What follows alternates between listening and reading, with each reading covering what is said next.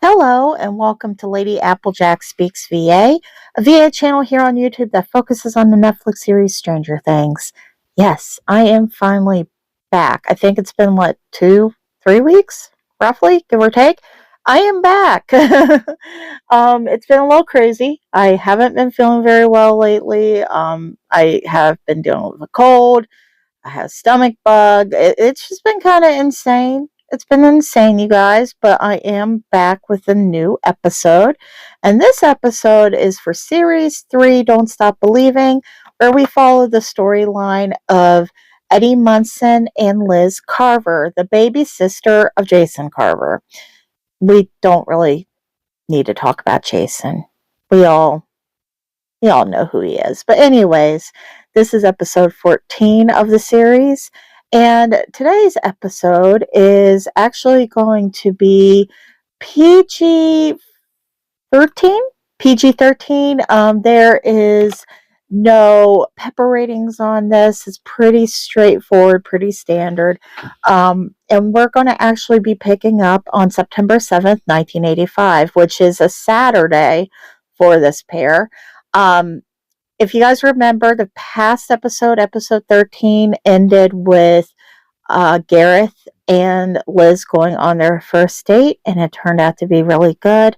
This episode is picking up the next morning after that first date, where Eddie comes and picks up Liz and is getting ready to take her to Indianapolis for her cousin's wedding, where he is going to be escorting her as her date. So it's going to be kind of interesting. We're going to jump into a few phases here. So the first half is going to be Saturday morning,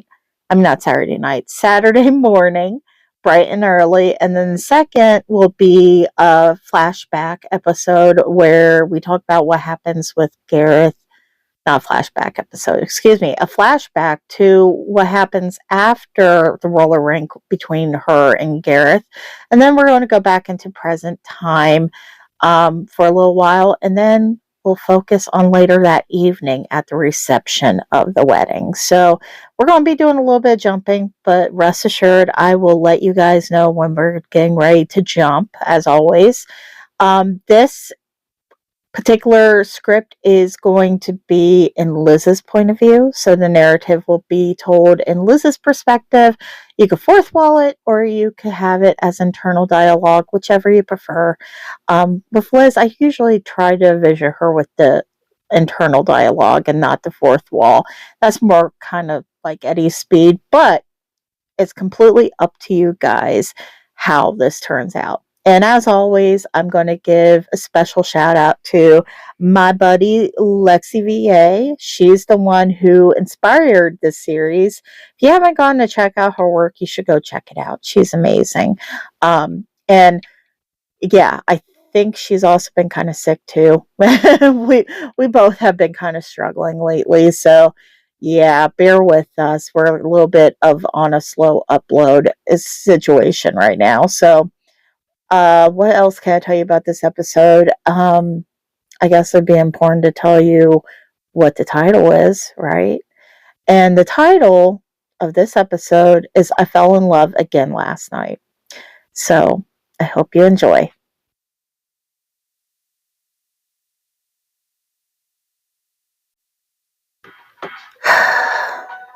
Liz's point of view in Eddie Munson's van. 9 a.m. Somewhere between Hawkins and Indianapolis. Oh, God. My ass hurts from falling. Oh, God. On it twice last night. But I can't fight that ever-present smile that's on my face now. Gareth Emerson kissed me last night. Twice at the rink, and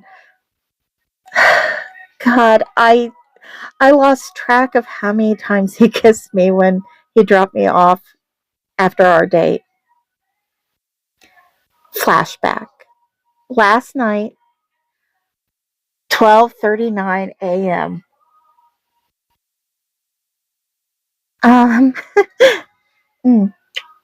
Yeah, I got 21 minutes left till my curfew. Hmm. So, I have you for 21 minutes. Yeah. Hmm.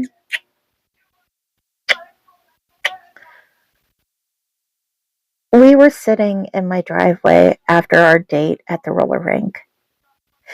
We both were sore from my constant falling.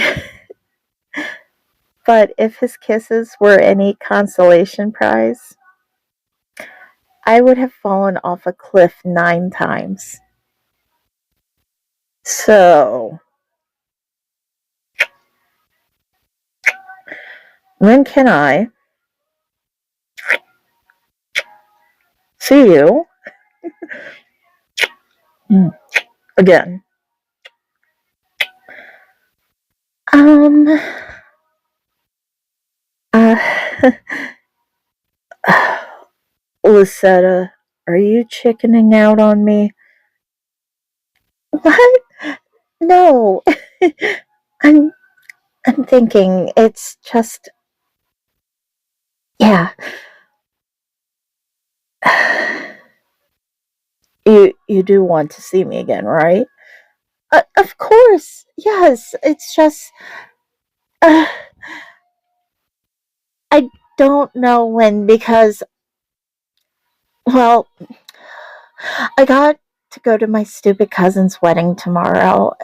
Well, later on today because it's Saturday, right? I kind of well, Eddie kind of promised my mom that he would escort me and be my plus one, you know, as a family friend. Oh, um, just as a friend though, right? Mm-hmm. Yeah. Okay. Uh, good. Although I'm a little bit jealous, just a little.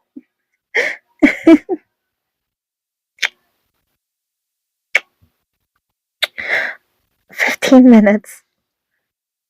Shit. I'm sorry. Okay. It's okay. Uh, can I call you when you're back in town?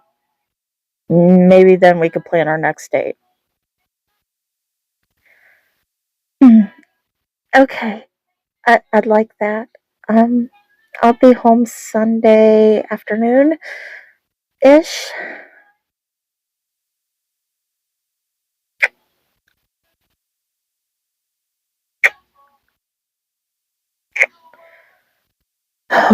Okay. I guess I should let you go then, huh? Yeah, but I had a really great time tonight, Gareth. Yeah, me too, Lucetta. One more kiss? Yeah, that's okay.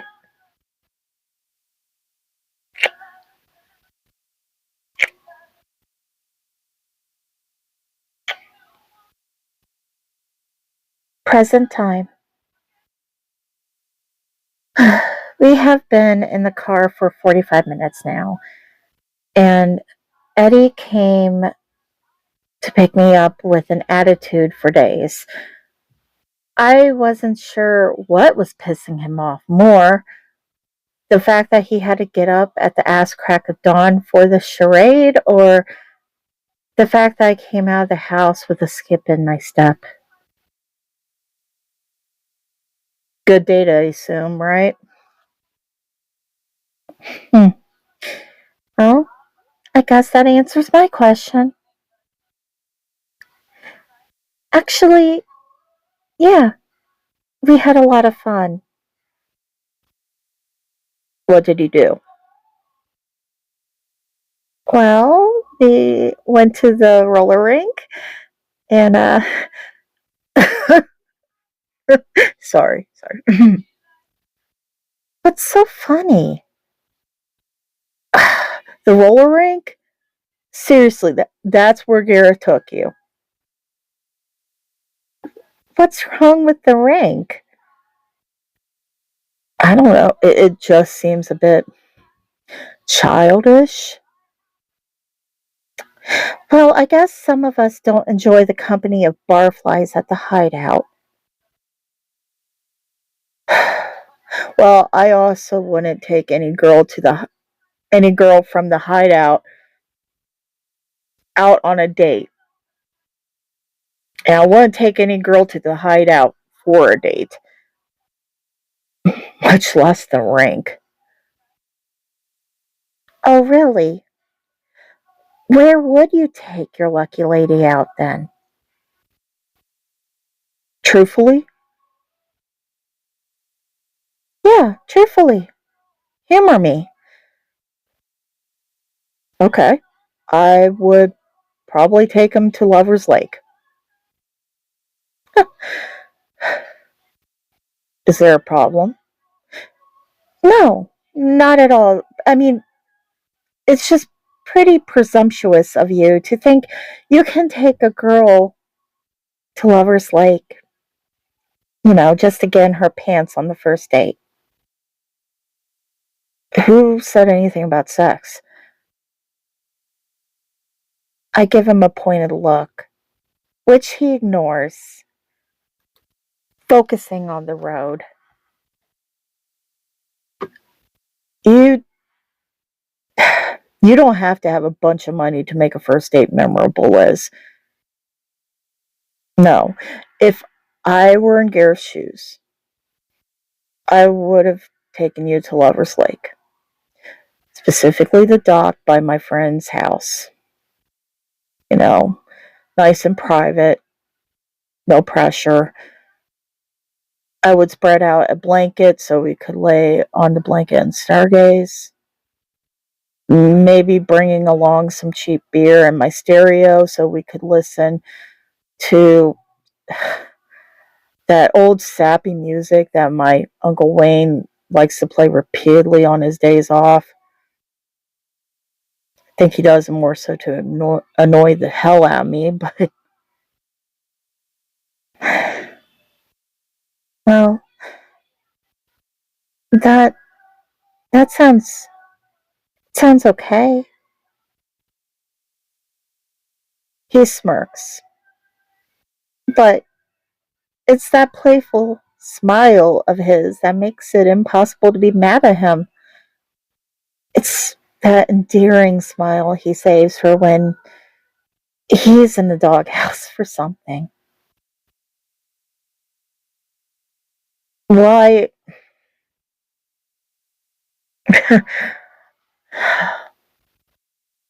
Why does my idea of a first date even matter, Liz? I kind of missed that opportunity. Well, the same could be asked for why are you sizing up Gareth's date anyway? You were practically begging me to keep the date for like the last 3 days. In fact, you didn't even talk to me at all yesterday at school. I wasn't begging you, Liz. It sure felt like it. Okay. Can we just. Can we just drop this? I wasn't the one that brought it up. Fine. Okay? I get it, Liz. Anyway. Anyway. Oh, where is this place again before I fuck up and miss my exit? I grabbed the invitation off his dashboard to look it over. The Cypress. Apparently it's a winery. I was thinking we could stop at a rest stop nearby, though, to dress ahead of time. God, I can't believe I agreed to wear a fucking suit. You didn't have to come, you know. Gareth said, can we not talk about Gareth? Gareth does this. Gareth says that. It's frustrating. Why are you being such an ass today? I'm not. I'm trying to enjoy our day, and it would be a lot more enjoyable if we didn't talk about your stupid boyfriend. He isn't my boyfriend. Not officially. Still, yeah. Can we just agree to not talk about anyone else we may have interest in on this trip? Wait, do you have someone that you're interested in? What? Is there someone that you're interested in? Uh, yeah, there actually is. Oh, really? Who? It doesn't matter. Tammy Richards? Jesus, will you let it go? Fuck, she's history. Then who? Just some girl. But don't worry. She doesn't even know I exist. I turn to look at Eddie as he keeps his eyes on the road ahead of him. His jaw is set. He's biting his bottom lip, looking mildly irritated and maybe a little sad. I turn my gaze away from him, grabbing my makeup case so I can start my makeup and hair. Maybe silence is needed right now. Later that night, at the reception, 10:11. Eddie was on his best behavior, putting on a show for Mom and Roger. When he wasn't sneaking the occasional beer or cigarette, he was glued to my side, being the doting date. He casually would rest his hand on my hip, giving it a soft squeeze as he talked to my mom about school or when he got caught up with my uncle.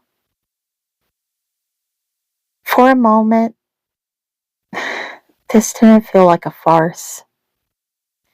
For a moment, I forgot about Gareth, and I forgot that Eddie was just a guy that I had slept with, that we were just each other's cheat. It's getting late, and I'm eager to head home. My feet are sore, and my skin itchy from the tulle of the dress. I look around the tent for Eddie, and of course I can't find him. So finally, I go outside the tent, and I finally see him standing in the distance away, smoking a cigarette by the winery lake. I take off my heels, dangling them from my fingertips as I walk barefoot over to him. The psychedelic furs, Love My Way, comes on the loudspeakers in the distance.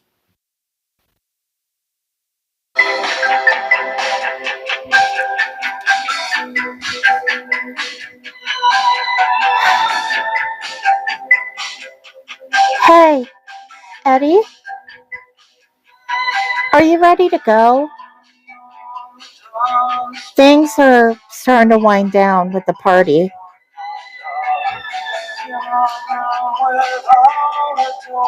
He looks lost in his thoughts, staring off into the night as he takes a final drag of his cigarette. He flicks it off into the lake before looking at me.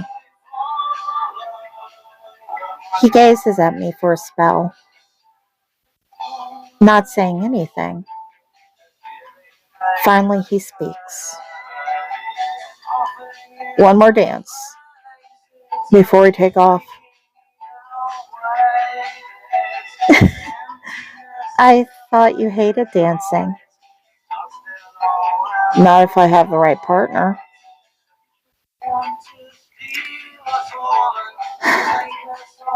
Please, Liz. Come on. Humor me a bit. Okay. He pulls me closer, wrapping his arms around my waist as I wrap my arms around his neck. I bite my bottom lip as I look up at him.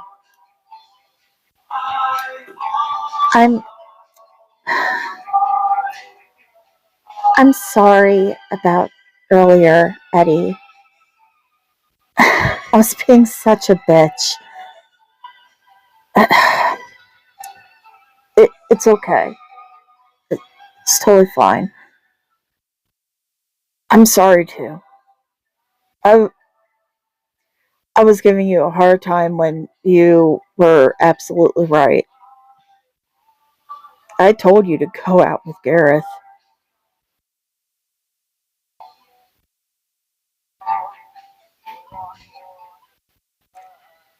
He smiles at me and quickly spins me, pulling me close to him yet again. Wow, fancy.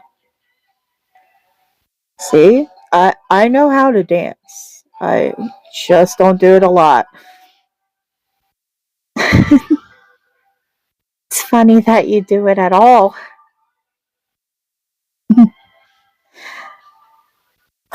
Like anything, you just have to have the right partner.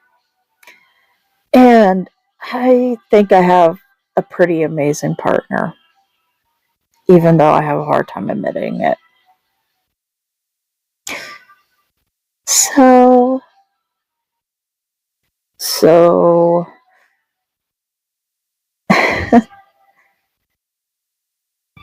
what's the plan for tonight? Am I still going home with you? Well, yeah, I mean, you're still staying with me, but we aren't going back to Forest Park, nor your house. Mama's afraid to ask. Then where the hell are we going? Do you remember Reefer Rick? Your supplier? But wasn't he just arrested? And what's he got to do with us? Okay. First and second question, response. Yes, he was my supplier. And he recently got thrown in the pen. As for what he has to do with us, he has graciously left me his key to his cabin near Lover's Lake,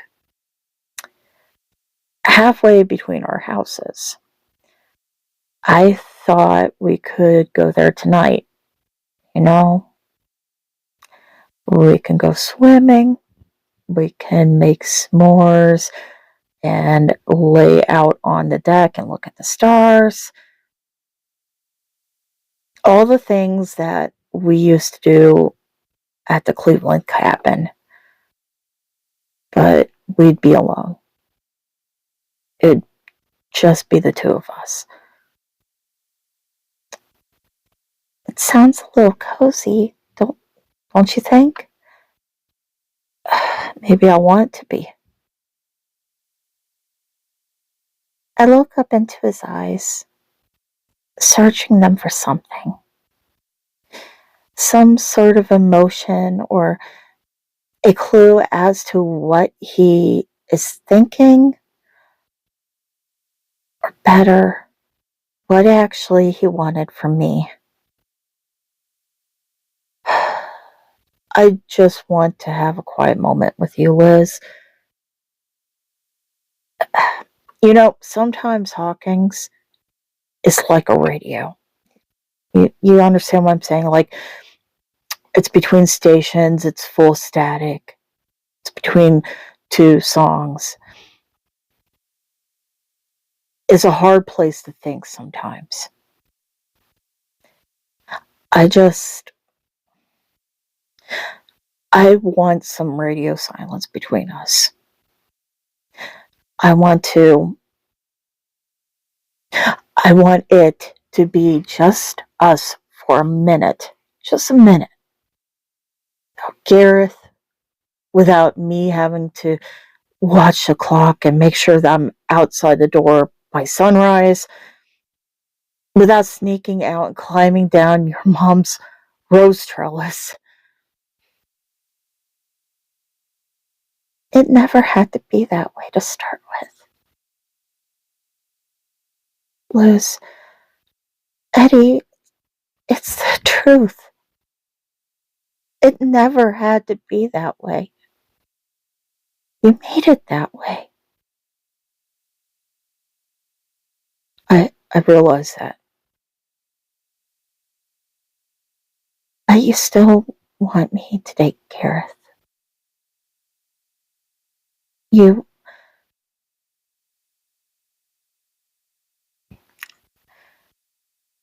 still want me to be with Gareth. The song comes to an end, and so does our conversation.